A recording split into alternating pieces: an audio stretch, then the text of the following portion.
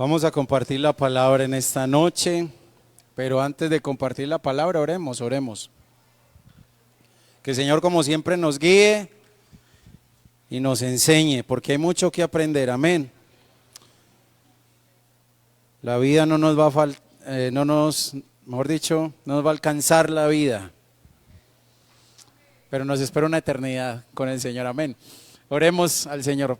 Padre, en el nombre de Jesús, estamos aquí con un corazón hambriento. Venimos a este lugar con el deseo de adorarte, de alabarte, pero también, Señor, de que tú nos abras el entendimiento para que podamos escuchar tu palabra, para que podamos, Señor, tomar esa bendita semilla, Señor, en nuestros corazones, atesorarla y que esa semilla pueda crecer, se pueda desarrollar y podamos dar fruto para la gloria y honra tuya, Señor, porque sabemos que ese es tu deseo, que seamos un pueblo fructífero. Somos tu huerto, Señor, que pueda este pueblo, Señor, decir: venga mi amado a su huerto y coma de su dulce fruto. Gracias, gracias, Señor. Te damos en el nombre de Jesús. Amén. Bueno, el tema de hoy titula Hombre de verdad, mujer virtuosa. Leamos. Proverbios 26 dice lo siguiente: muchos hombres proclaman cada uno su propia bondad, pero hombre de verdad, ¿quién lo hallará? Bueno, y Proverbios 31:10 dice: mujer virtuosa, ¿quién la hallará? Porque su estima sobrepasa largamente a la de las piedras preciosas. Mira, los hijos son hermosos. Y cuando están chiquitos uno quisiera que se quedaran así para siempre, pero eso no pasa, ellos tienen que crecer. Y nuestro deseo, al menos el mío, y yo sé que también el suyo, amén, es que cuando crezcan, lleguen a ser hombres de verdad y mujeres virtuosas. Eso es lo que nosotros debemos buscar y hacia eso los debemos llevar. Mire, ahora hay un discursito, es que el macho alfa. ¿Cuál macho alfa ni qué macho alfa? Lo que tenemos que buscar nosotros es que si usted tiene un hijo varón, crezca y se convierta en un hombre de verdad. Y si usted tiene una hija mujer, que cuando crezca, mire, es que mujeres empoderadas, la Biblia no habla de mujeres empoderadas, la Biblia habla de mujeres sabias, de mujeres virtuosas. Por eso nosotros no debemos ir con el discurso del mundo, eso son tonterías. Nosotros debemos alinearnos con lo que dice la palabra de Dios. Debemos buscar ser hombres de verdad y mujeres virtuosas, pero educar a nuestros hijos para que cuando crezcan lleguen a ser hombres de verdad y mujeres virtuosas. Dice en Proverbios 6, 20 al 23, ¿dónde comienza todo? Comienza en que nosotros hagamos la tarea que nos corresponde. Ahora, no se preocupe, los hijos no vienen con manual. Así como cuando usted se casa, no le entregan un manual, el pastor no lo bendice, le entrega un manual, pero ¿sabe qué? Tenemos el mejor manual de todo, la Biblia. Lo que hablábamos el domingo, tenemos las escrituras. ¿Cómo tenemos que actuar en cada momento, en cada situación? Leamos las escrituras, ahí están todas las respuestas. Entonces dice en Proverbios 6, 20 al 23, guarda, hijo mío, el mandamiento de tu padre y no dejes la enseñanza de tu madre. Entonces vemos ahí un padre y una madre que se preocupan por instruir a sus hijos. Dice, átalos siempre en tu corazón, enlázalos a tu cuello. Mire, un paréntesis para los hijos, no es cantaleta. Uno cuando es joven piensa que es cantaleta, pero usted no me va a dejar mentir que tarde o temprano, no terminándole la razón al papá, a la mamá. Amén. Dice, átalos siempre en tu corazón, enlázalos a tu cuello. Te guiarán cuando andes, cuando duermas te guardarán. Hablarán contigo cuando despiertes, porque el mandamiento es lámpara y la enseñanza es luz y camino de vida, las reprensiones que te instruyen.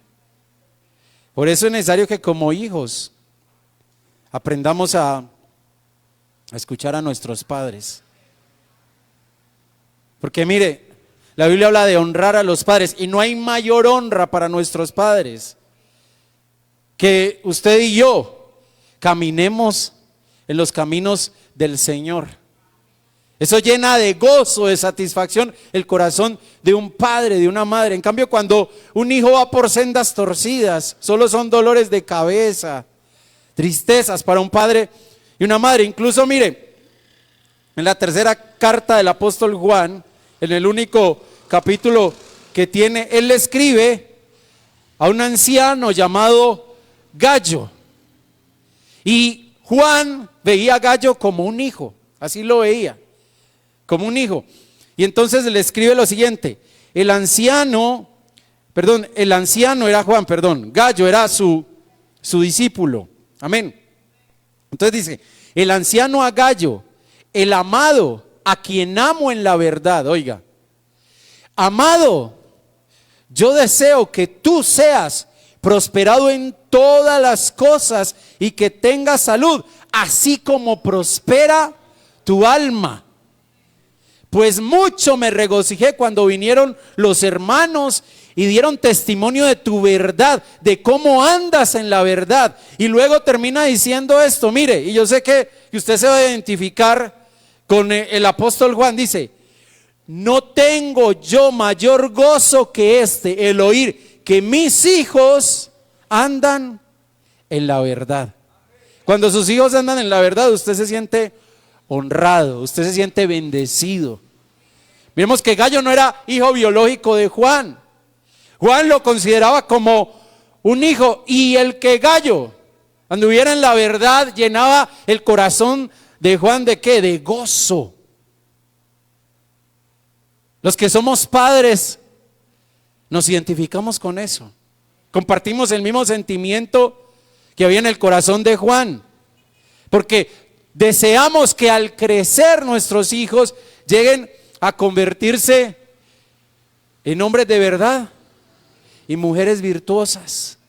Pero eso depende de lo que nosotros como padres sembremos en sus corazones durante la infancia. Y es una tarea de toda la vida. Porque ¿hasta cuándo vamos a ser padres? Toda la vida, hasta que el Señor nos llame. Por eso es un trabajo de toda la vida. Mire, uno aprende de los aciertos, pero también de los desaciertos. Y la Biblia nos habla de un padre que cometió muchos errores. Y lo tremendo es que este padre fue sumo sacerdote y fue juez en Israel. Pero lo más triste es que cuando usted lee acerca de los hijos de este hombre, mire cómo los llama la Biblia. Ese padre era Elí, sumo sacerdote y juez en Israel. Los hijos se llamaban Ofni y Fines. ¿Y qué se dice de los hijos de este sumo sacerdote y juez? Dice, mas los hijos de Elí eran hijos de Belial, no conocían al Señor. Mira qué tremendo como dice la palabra, hijos de Belial. Entonces ahí viene la pregunta, porque vamos a mirar qué sucedió con los hijos de Elí, qué sucedió con Elí. Y entonces viene la pregunta para nosotros: ¿queremos que nuestros hijos sean hijos de Belial o lleguen a ser hombres de verdad y mujeres virtuosas? depende en gran medida de nosotros. Porque la Biblia nos describe qué hacían estos dos, por qué los llamaban, o los llama la Escritura más bien, hijos de Belial. Porque uno dice, pero ¿qué hicieron tan grave? Pues mire, dice la palabra, si usted quiere conocer la historia, está en los primeros capítulos del primer libro de Samuel. Pero dice la palabra que estos trataban con menosprecio las ofrendas que el pueblo hacía al Señor. Y lo otro dice que seducían a las jóvenes que ayudaban a la entrada del tabernáculo. Y era tan despreciable a los ojos del Señor lo que estos dos hacían, que los llama hijos de Belial. Pero entonces aquí viene algo bien tremendo, porque resulta que ese nombre Belial tiene varios significados, obviamente significados malos, pero uno que me llama la atención es este: sin yugo. Sin yugo. Ese es uno de los significados del nombre Belial, sin yugo. ¿Y dónde se lleva el yugo? En la cerviz. ¿Y el yugo habla de qué? De sujeción. De sujeción. Estos no se sujetaban a su papá, estos no se sujetaban a Dios. Mire, uno lee esa expresión hijo de Belial. Vamos a mirarla en otras versiones y vamos a entender de qué calaña eran los hijos de Eli, del sacerdote Eli. Mire, esa expresión hijos de Belial, eran hijos de Belial, en otras versiones dice, escuche, eran hombres indignos. Otra dice, eran unos malvados. Otra dice, eran hombres impíos. Otra dice, eran unos sinvergüenzas. Mira la otra, eran unos perversos. Y otra dice, eran unos desalmados. Pero entonces ahí hay una combinación, porque dice que no conocían al Señor. Y esa expresión, no conocían al Señor. Entonces ya hablamos de la expresión eran hijos de Belial. Ahora esa expresión, no conocían al Señor, en otras versiones dice así, escuchen. Por eso alguna vez le preguntaban al apóstol Otoniel, contaba el apóstol Sergio, que cuál era la mejor versión. Y él decía, la mejor versión son todas. Hay que mirarlas todas porque eso nos amplía el panorama. Entonces mire, esa expresión no conocían al Señor, en otras versiones dice, y ahí vamos entendiendo un poquito más, no les importaba el Señor, no le tenían respeto al Señor. Otra, no tomaban en cuenta al Señor. Otra, no reconocían la autoridad del Señor. Y la otra, no respetaban ni obedecían a Dios. Entonces estos dos eran dignos hijos de Belial. ¿Por qué? Porque no llevaban yugo sobre su cerviz, no se sujetaban. Incluso cuando usted va al primer libro de Samuel, capítulo 2, versículo 25, su padre les habla de lo que ellos estaban haciendo y dice que lo ignoraban, no respetaban a su papá. Entonces, como no respetaban a su papá, mire, corrijamos a nuestros hijos.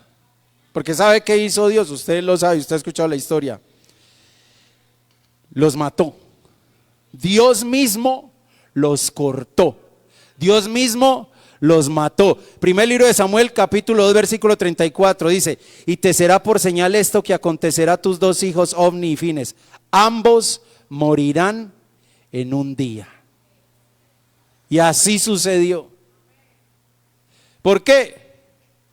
Porque el papá no hizo su tarea, porque ahorita lo vamos a mirar.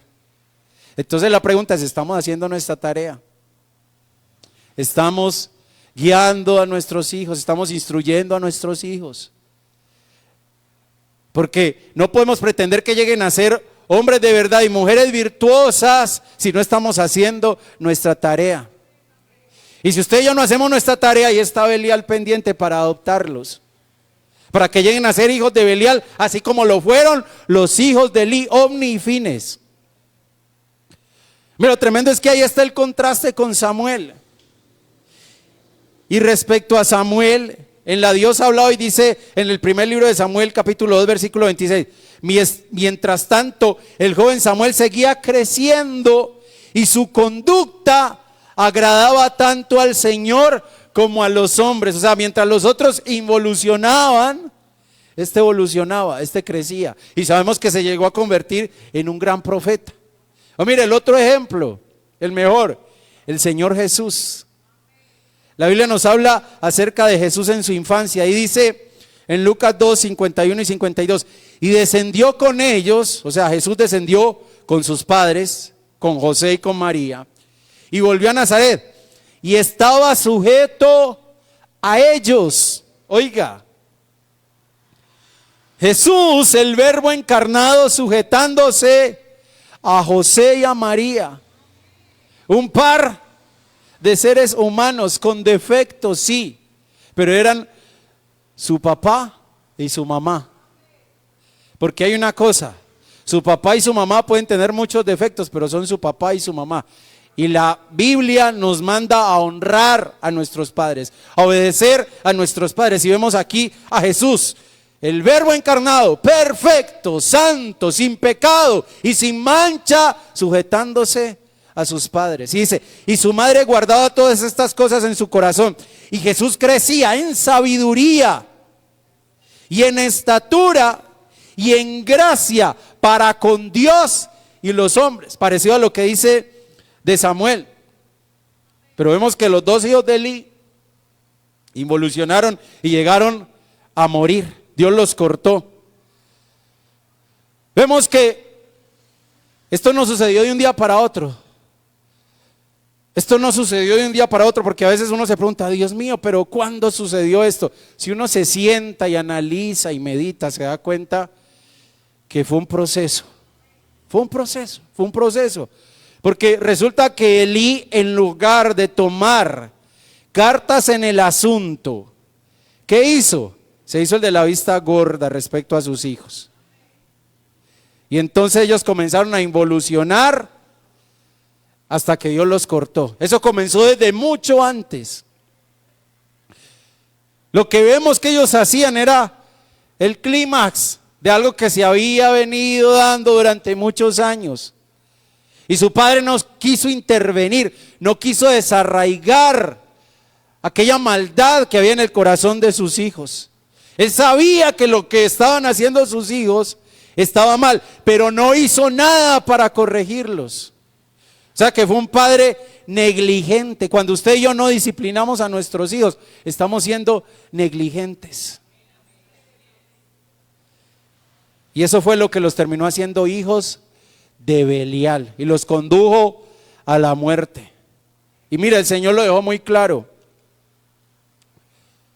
Dice, primer libro de Samuel, capítulo 3, versículo 13. Y le mostraré que yo juzgaré su casa para siempre. ¿A quién le iba a mostrar eso? A Elí. Por la iniquidad que él sabe, porque sus hijos han blasfemado a Dios y él no los ha estorbado. Hermano, pero es que mis hijos ya están muy grandes. Igual sucedía con los hijos de Elí. Ya tenían bigote. Pero era su deber como padre estorbar el pecado de sus hijos, no hacerse el de la vista gorda.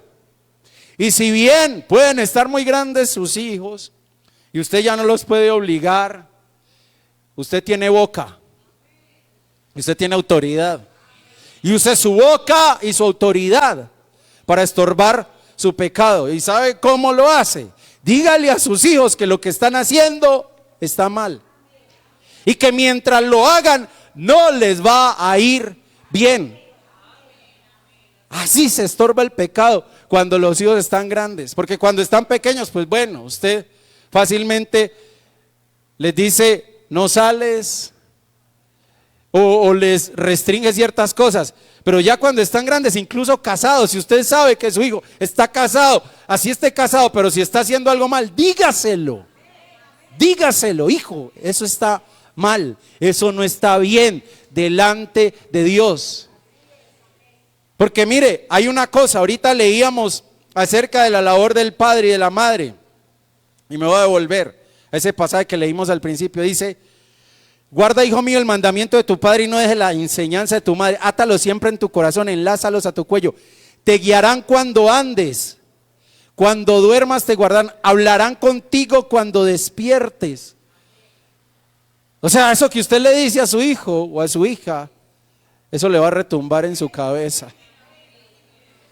Usted no se puede quedar callado. No, se lo tiene que decir. ¿Por qué? Porque es que usted es su papá, su mamá. Mira lo que le dijo el señor Elí, que no había estorbado el pecado de sus hijos. Mire, esa expresión, hoy estamos multiversiones, esa expresión, y él no los ha estorbado, en otras versiones dice, mire para que ampliemos el panorama, y él no los ha refrenado, y él no los ha reprendido, y él no se les opone, y él no los ha disciplinado. Otra dice, y no los corrigió. Otra dice, y él no les ha reprochado. Otra dice, y él no se los impidió. Otra dice, y no hizo nada para corregirlos.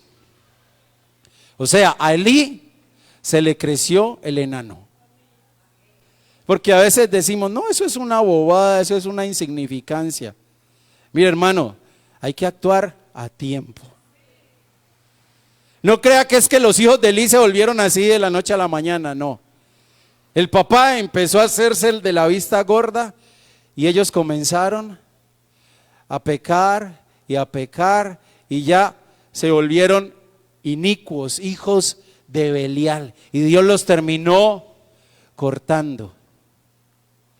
Así sus hijos digan que usted es muy cansón, no importa, porque nuestra obligación primeramente es con Dios. Y si Dios nos ha mandado a corregir, hay que corregir a los hijos. Todos estuvimos en una edad en que creíamos que nos las sabíamos todas y creíamos que nuestros papás solo echaban cantaleta, que eso era pura carreta. Pero hoy en día, ¿quién no agradece a sus padres esa cantaleta, esa corrección, aún ese castigo que tal vez en el momento nos dolió, pero hoy usted y yo podemos decir gracias, gracias? Mire, esta lectura yo la escuché hace mucho tiempo, imagínense, estaba en el colegio. Y cuando estaba estudiando este tema se me vino a la mente y la busqué, la encontré y se la quiero leer. Yo creo que usted también la ha escuchado. Dice: decálogo para formar un delincuente. 1, mire, comience desde la infancia dando a su hijo todo lo que le pida. ¿Cuál es la consecuencia? Así crecerá convencido de que el mundo entero le pertenece. 2, no se preocupe por su educación ética o espiritual. Espere a que alcance la mayoría de edad para que pueda decidir libremente. 3, cuando diga palabrotas, ríaselas. Esto lo animará a hacer cosas más graciosas. 4, no le regañe ni le diga que está mal algo de lo que hace. Podría crearle complejos de culpabilidad. 5, recoja todo lo que él deja tirado: libros, zapatos, ropa, juguetes. Así se acostumbrará a cargar la responsabilidad sobre los demás. 6, déjele leer todo lo que caiga en sus manos, y ahora con las redes sociales, amén. Cuide de que sus platos, cubiertos y vasos estén esterilizados, pero no de que su mente se llene de basura. 7, riña a menudo con su cónyuge en presencia del niño. así a él no le dolerá demasiado el día en que la familia quizá por su propia conducta quede destrozada para siempre. 8. Dele todo el dinero que quiera gastar. No vaya a sospechar que para disponer del mismo es necesario trabajar. 9. Satisfaga todos sus deseos, apetitos, comodidades y placeres. El sacrificio y la austeridad podrían producirle frustraciones. Y 10. Póngase de su parte en cualquier conflicto que tenga con sus profesores y vecinos.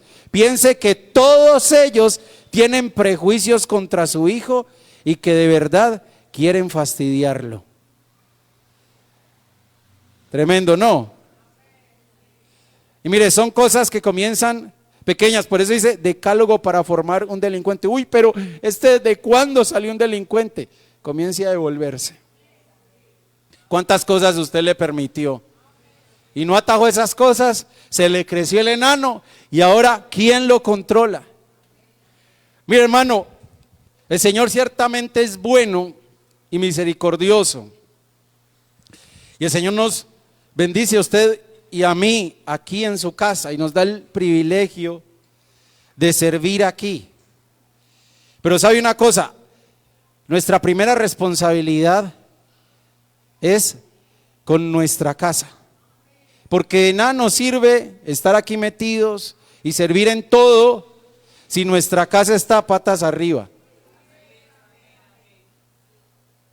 Usted puede ser aquí maestro y enseñarle a los niños y tener mucho carisma con ellos, pero la pregunta es, ¿le estás enseñando a tus hijos la palabra de Dios? Aquí puede adorar, puede alabar, puede hacer muchas cosas, pero ¿y en tu casa? ¿Estás ejerciendo el sacerdocio en tu casa? Porque miremos a Elí. Elí, sacerdote, juez, oficiante del tabernáculo, sí. Pero, ¿y sus hijos? Sus hijos eran el reflejo de lo que Elí hacía en su casa. Por eso mire este pasaje. No reparéis en que soy morena, porque el sol me miró. Los hijos de mi madre se iraron contra mí.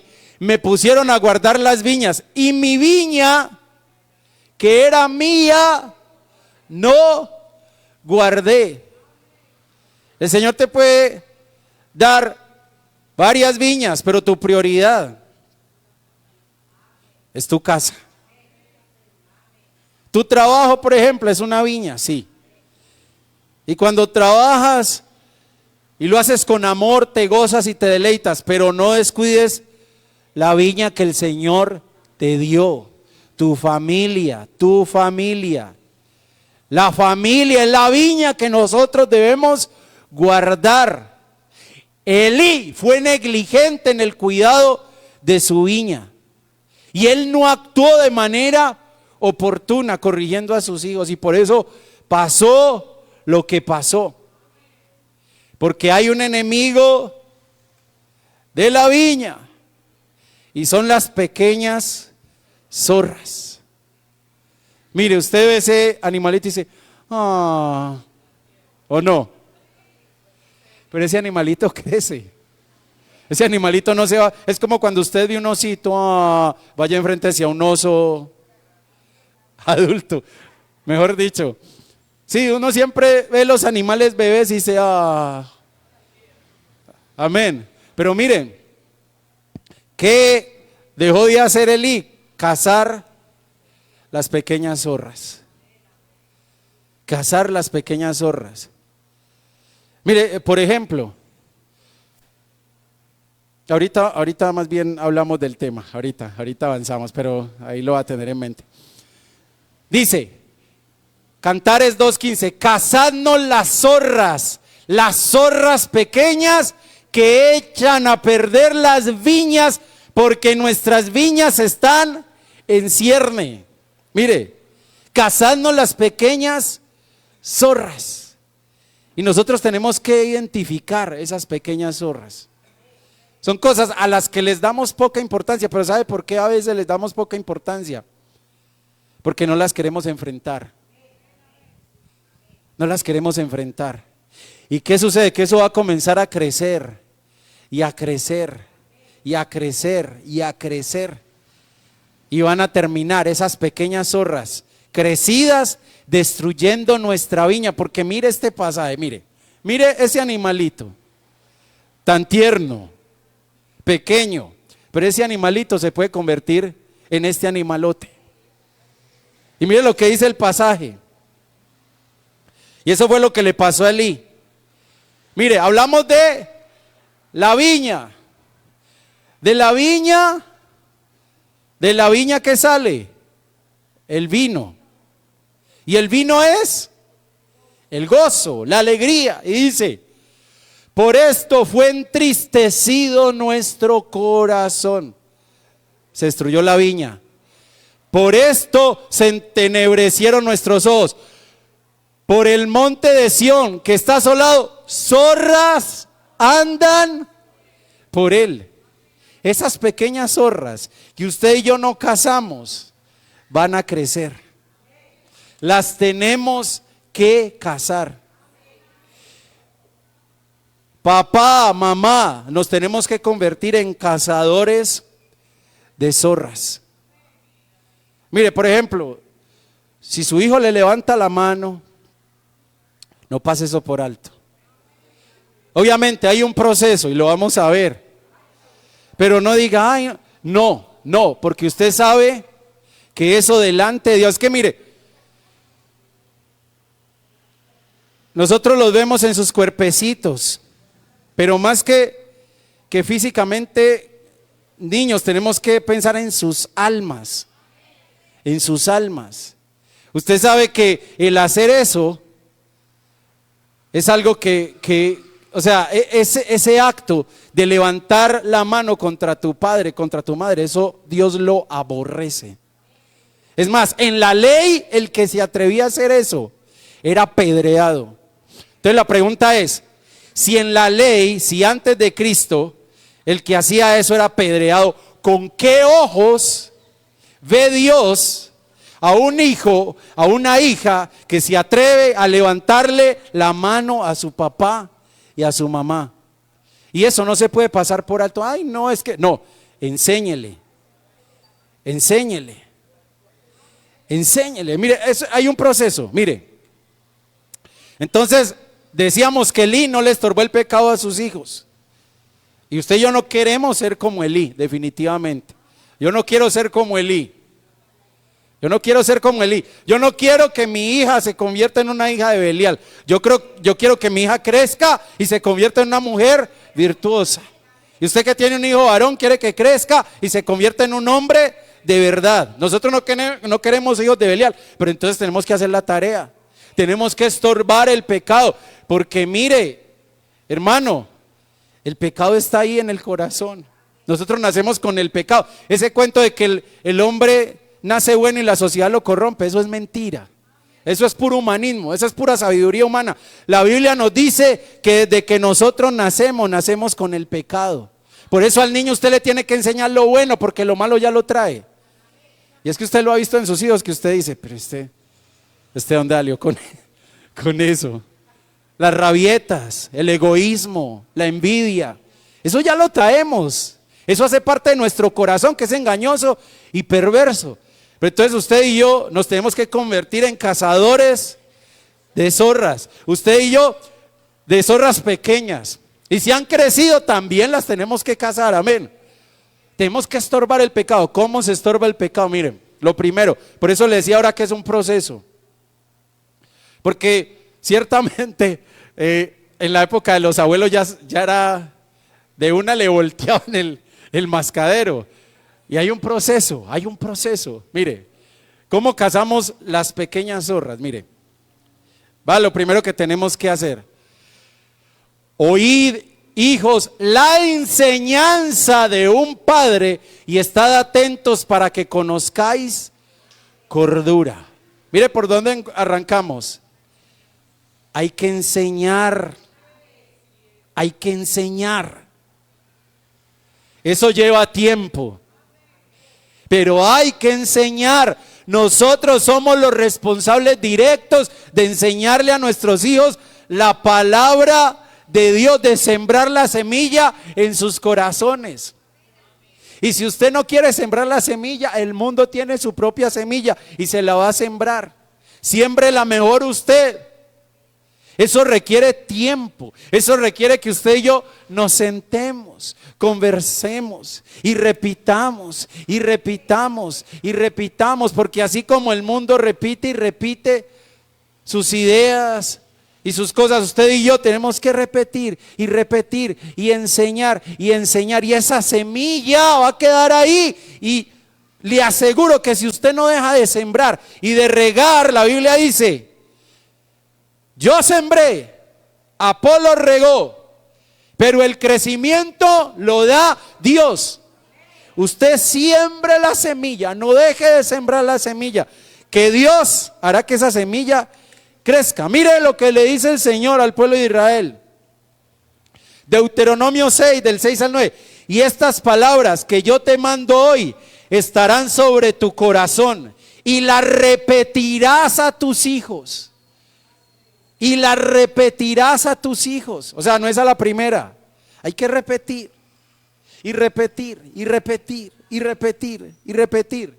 Y hablarás de ellas estando en tu casa y andando por el camino y al acostarte y cuando te levantes. Y las atarás como una señal en tu mano y estarán como frontales entre tus ojos, y las escribirás en los postes de tu casa y en tus puertas. Entonces hay que enseñar.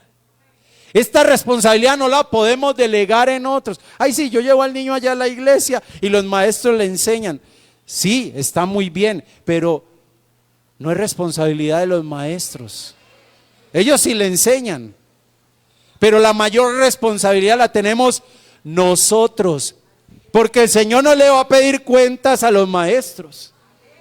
El Señor nos va a pedir cuentas es a nosotros. Y mire, muchas veces estamos preocupados: yo quiero que mi hijo aprenda a patinar, y que mi hijo aprenda mandarín, y que mi hijo aprenda a programar, y que mi hijo aprenda. Y tenemos hijos que saben de todo, pero les preguntan de la Biblia y no saben nada. ¿Por qué? Porque no les estamos enseñando la palabra de Dios. Y después crecen, se desvían y ay, Dios mío, ¿cuándo pasó esto? Si yo los llevaba a la iglesia. Hay que traerlos a la iglesia, sí, pero en la casa hay que enseñarles la palabra. Hay que enseñarles la palabra. Mire esta frase de Spurgeon, yo no sé si la alcanza a ver, se la va a leer. Comienza temprano a enseñar, porque los niños comienzan temprano a pecar. Se la voy a volver a leer. Comienza temprano a enseñar, porque los niños comienzan temprano a pecar. Ay, pero es que son niños. Traemos el pecado ahí. Mírelos con otros ojos. Mire su alma. Su alma necesita la palabra de Dios.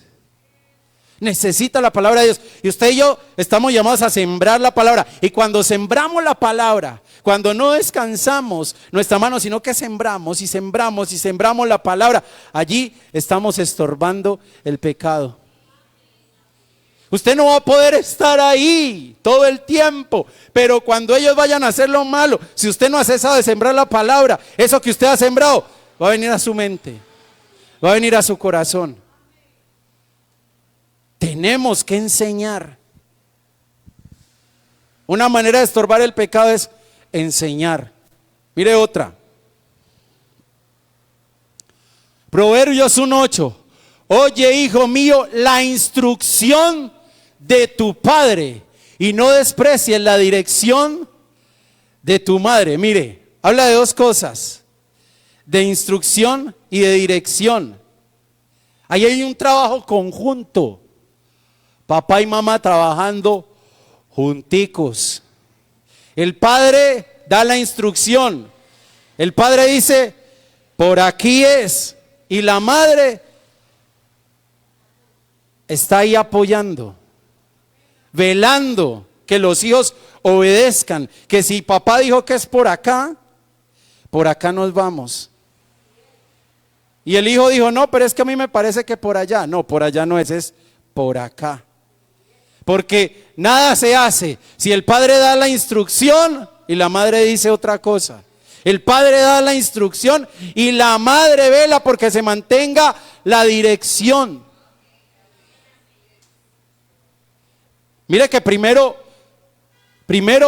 se habla del padre, porque el varón es la autoridad, la cabeza. La cabeza.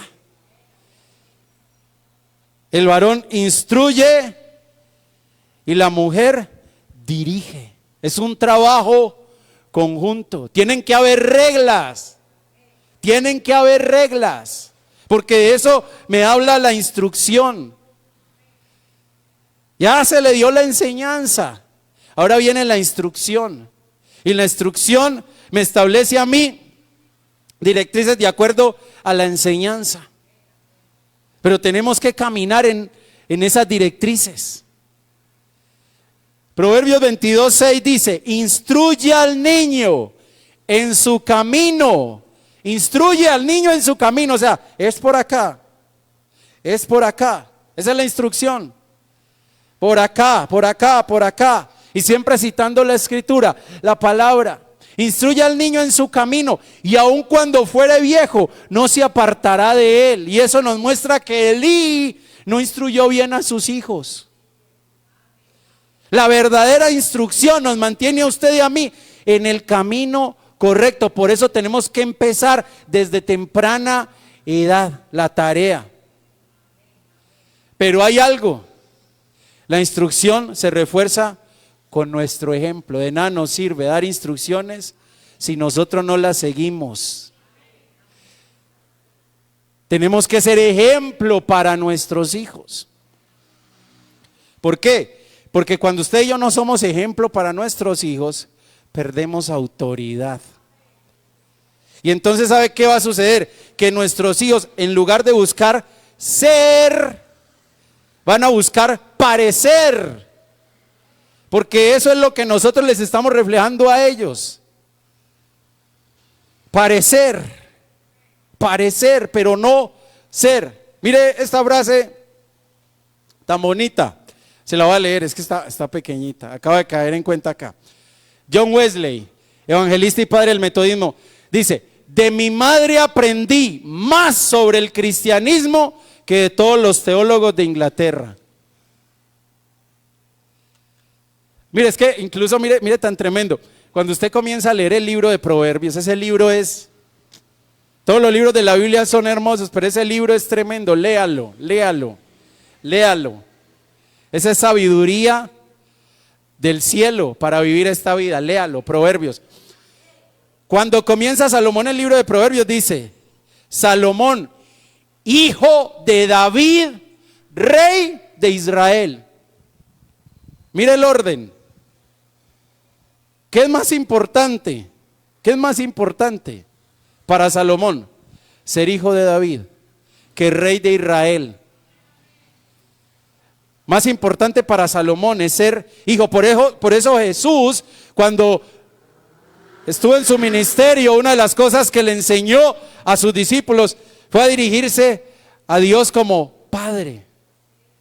O sea, nuestro papel como padres es fundamental en la vida de nuestros hijos. Mire, por eso esta frase: de mi madre aprendí más sobre el cristianismo que de todos los teólogos de Inglaterra. ¿Qué quiere decir eso? Que la mamá de John Wesley era una mujer de testimonio. Porque es que el evangelio, el cristianismo, está bien conocer, está bien aprender, pero si nosotros no ponemos por obra lo que aprendemos, no estamos haciendo nada, estamos perdiendo el tiempo. Entonces está la enseñanza, está la instrucción. ¿Y qué sigue? Sigue la corrección. Es un proceso. Proverbios 29:17 dice: corrige a tu hijo y te hará descanso y dará alegría a tu alma. Entonces, si yo corrijo hoy, mañana tendré descanso, pero hay que corregir hoy. ¿Y qué se corrige? Se corrige el error, porque todos nos equivocamos.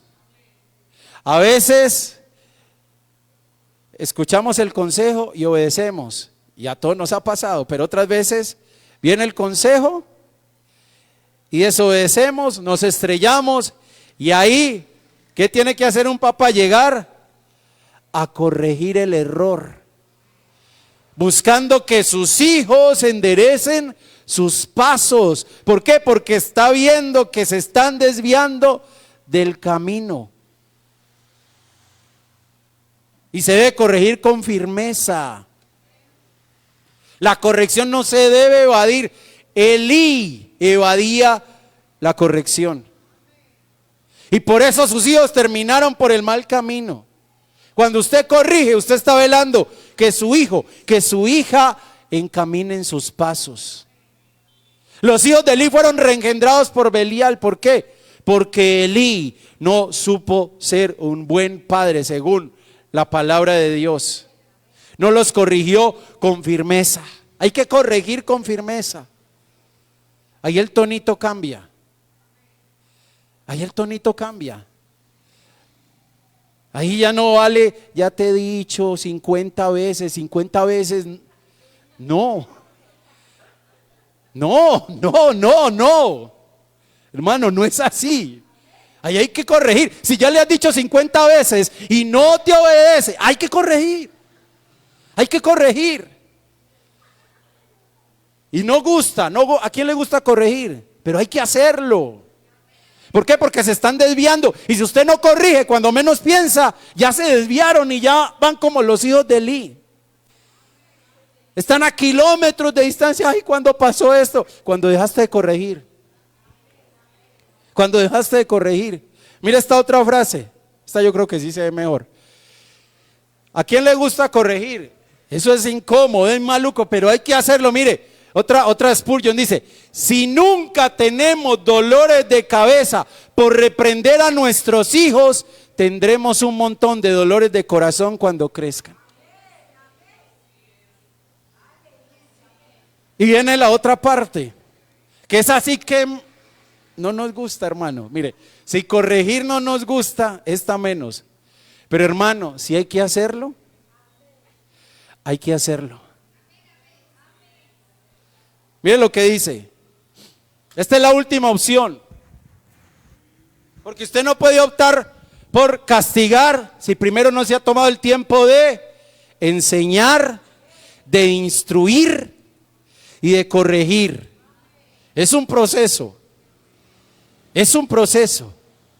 Enseñar, instruir y corregir llevan tiempo. Pero mira lo que dice acá, es que de lo que estamos hablando, ay no, es que mi hijo se sintió tan triste y acongojado.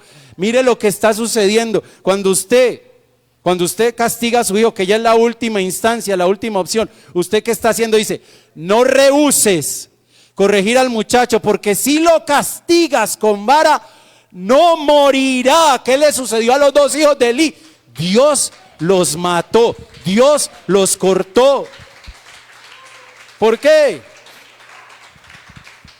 Porque Elí no hizo su trabajo. Dice, mire hermano, y no está hablando solo de la muerte física. Dice: lo castigarás con vara y librarás su alma del Seol. Mire, sin pelos en la lengua, los hijos de Elí se fueron al infierno. Los hijos de Elí se fueron al infierno. No solamente Dios los mató, se fueron al infierno. ¿A dónde va un hijo de Belial cuando muere? Al infierno. Al infierno. ¿Por qué? Porque Elí no los quiso castigar, no quiso hacer su tarea, lo que le correspondía delante de Dios. Proverbios 23, 13 y 14 dice: no rehuses corregir al muchacho, porque si lo castigas, y esa parte castigas. ¿A quién le gusta castigar a sus hijos? Hermano, no, eso no gusta. Pero ¿qué estamos haciendo cuando castigamos? Estamos librando su alma del Seol. Eso es lo que dice la Biblia. Ahora, ¿cómo debe ser el castigo? Mire, Proverbios 19, 18 dice: castiga a tu hijo en tanto que haya esperanza, mas no se apresure tu alma para destruirlo. No se castiga con ira, porque cuando hay ira, entonces el castigo se convierte en maltrato. Es la última instancia, pero si es necesario castigar, hay que castigar. Hay que castigar. Mire, pero antes de castigar debemos preguntarnos, ¿me he tomado el tiempo para enseñar? ¿Me he tomado el tiempo para instruir? ¿Me he tomado el tiempo para corregir? Porque esa es la última instancia. Cuando usted lee al principio al profeta Isaías, mire el Señor cómo habla con esa ternura. Ven y pongámonos a cuentas. Si tus pecados fueren rojo como el carmesí, vendrán a ser como blanca lana. Mire, incluso vemos cómo el Señor a su pueblo le dijo en una ocasión: deténganse y pregunten por las sendas antiguas. Y usted y yo vemos en la palabra que cuando el pueblo se rehusó a obedecer, entonces el tono cambió. El tono cambió a tal punto que incluso Dios mismo les envió juicios a ellos. ¿Pero para qué? Para que no se perdieran. El juicio es el castigo, pero es la última instancia. ¿A qué le debemos dar más prioridad? A enseñar y a instruir. Enseñar, instruir. Si usted enseña y si usted instruye bien, pocas veces va a tener que llegar a corregir y a castigar. Pero si hay que corregir y si hay que castigar, hay que hacerlo. ¿Por qué? Porque nuestro deseo es que si ellos crecen, se conviertan en hombres de verdad y mujeres virtuosas, no en hijos de Belial. Eso es lo que dice la Biblia, eso es lo que nos enseña la palabra. Así que, hermano, evaluémonos. A ver si estamos siendo buenos padres, buenas madres, o estamos actuando como Elí. Porque no podemos pretender que nuestros hijos se conviertan en hombres de verdad y mujeres virtuosas si no estamos haciendo nuestra tarea, si no estamos estorbando el pecado. ¿Cómo? Enseñando, instruyendo, corrigiendo y aún castigando. Y todo esto se hace por amor, para librar su alma del Seol. Amén. Oremos al Señor. Que el Señor nos dé la sabiduría, hermano. Que el Padre nos enseñe a ser verdaderos padres. Porque ciertamente nos equivocamos, ciertamente erramos. Pero delante del Señor estamos en esta noche. Y yo sé que su deseo, al igual que el mío, es agradar a Dios. Y amamos a nuestros hijos y queremos lo mejor para ellos. Y usted y yo cometimos errores y no queremos que ellos repitan nuestros mismos errores. Por eso que el Señor nos ayude. Padre, somos tan imperfectos, Señor. Somos tan frágiles. Somos a veces tan torpes, Señor, pero por eso nos acercamos a ti. Y te pedimos, te suplicamos que nos ayudes. Ayúdanos, Señor. Ayúdanos a ser buenos padres. Dile: Señor, enséñame a ser un buen padre, una buena madre. Dile: yo quiero que mi hijo, cuando crezca, se convierta en un hombre de verdad. Que mi hija se convierta en una mujer virtuosa. Yo no quiero, Señor, que suceda con mi descendencia lo que sucedió con la descendencia de Elí, que llegaron a convertirse en hijos de Belial. Dile: no quiero ser negligente, Señor, no quiero evadir mi responsabilidad. No quiero descuidar la viña que tú me has dado. Quiero cazar, Señor, esas pequeñas zorras. Esas cosas que a veces a mis ojos hago insignificantes porque no las quiero enfrentar, Señor. Dame la sabiduría, dame la gracia para enfrentarlas, Señor. Para cazar esas pequeñas zorras que echan a perder el viñedo, que se llevan el gozo. Quiero tener gozo en mi hogar, así como Juan se gozó con Gallo porque veía que andaba en la verdad. Así mismo quiero gozarme yo, Señor, al ver que mis hijos andan en la verdad. Señor, dame por favor la gracia, la sabiduría para enseñar, para instruir, para corregir, Señor, y aún para castigar si es necesario. Porque yo no quiero que mis hijos se pierdan como sucedió con los hijos de Elí. Que cada vez que yo enseñe, que cada vez que yo instruya, corrija y castigue, sepa que estoy librando sus almas del Seol, y que aunque no sea grato para ellos en el momento, algún día lo van a agradecer. Señor, ayúdanos, ayúdanos, enséñanos, Señor, y que tu gracia, Señor, bendita gracia, repose sobre cada una de nuestras familias. Te lo pedimos en el nombre de Jesús. Amén.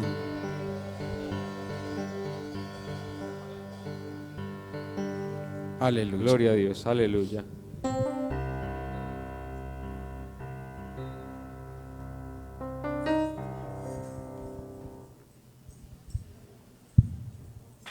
Gloria a Dios, aleluya.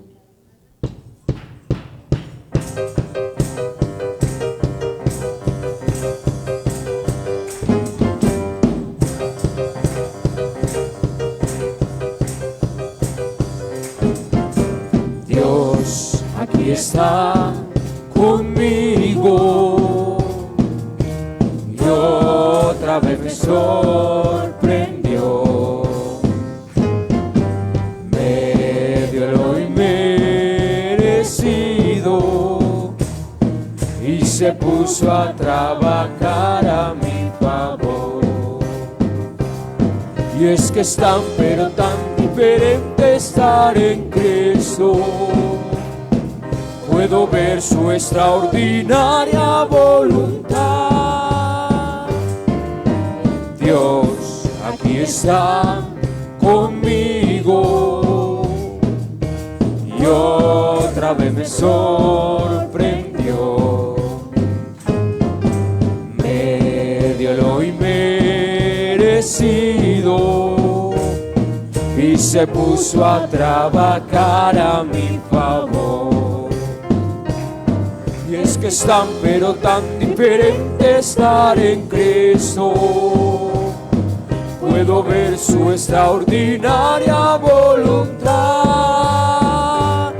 Y estoy tan pero tan pero tan pero tan agradecido al ver lo que hizo Dios conmigo. Pues soy tan pero tan pero tan pero tan favorecido por la preciosa gracia de Dios. Y estoy tan pero tan pero tan pero tan agradecido al ver lo que hizo Dios conmigo. Pues soy tan pero tan pero tan pero tan favorecido por la preciosa gracia de Dios, por la preciosa gracia de Dios.